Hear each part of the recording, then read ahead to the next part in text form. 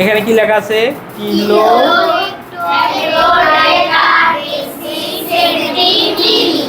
আর আমি মিডলে একটা কি বসাইলাম?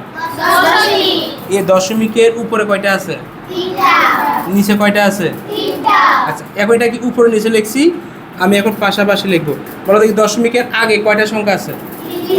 তাহলে আমি লিখলাম 1 2 3। দশমিকের পরে কয়টা জিনিস আছে? 1 2 3। ঠিক আছে, এখন বলো দেখি দশমিকের পরের স্থানকে কি বলে? দশমিকের পরের স্থানকে কি বলে?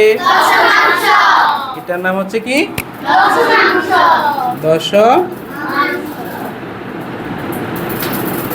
দশমিকের পরে এটাকে কি বলে?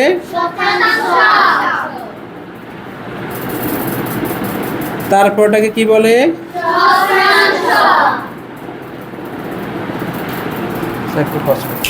যদি তোমাদেরকে কেউ প্রশ্ন করে এই দেশি শব্দের অর্থ কি, সবাই সাথে বলো। দেশি শব্দের অর্থ কি? সেন্টি শব্দের অর্থ কি? মিলি শব্দের অর্থ কি? আচ্ছা, এখন পরীক্ষার মধ্যে আছে দশমাংশকে যদি আমি অঙ্কে প্রকাশ করি তাহলে এখানে আছে কি? 10। আর এখানে আছে অংশ। অংশ মানে কি? ভাগ। তাহলে কত হবে?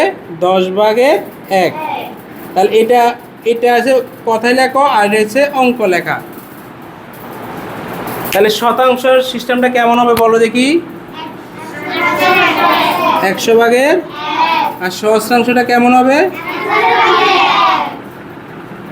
তাহলে তোমাদের বৃত্তি পরীক্ষায় এই জিনিসগুলো বেশি আসবে। দেশি শব্দের অর্থ কি? দশমাংশ। সেন্টি শব্দের অর্থ কি? মিলি শব্দের অর্থ কি? তাহলে সহজ কথা হচ্ছে আমাদের মিডিল একটা যদি আমি দশমিক বসাই, দশমিকের পরও 3 ঘর, দশমিকের আগও আছে। ঠিক আছে, এখন দেখো দশমিকের পরের জিনিসগুলোর নাম হবে দশমাংশ, শতাংশ। আর দশমিকের আগেগুলো তাহলে কি হবে?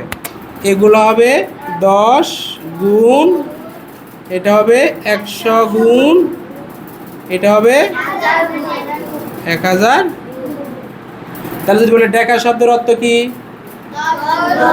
ডেকা শব্দের অর্থ কি? হেক্টর শব্দের অর্থ কি? কিলো শব্দের অর্থ কি?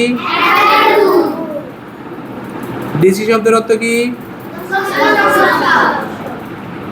সেন্টি শব্দের অর্থ কি? আর মিলি শব্দের অর্থ কি?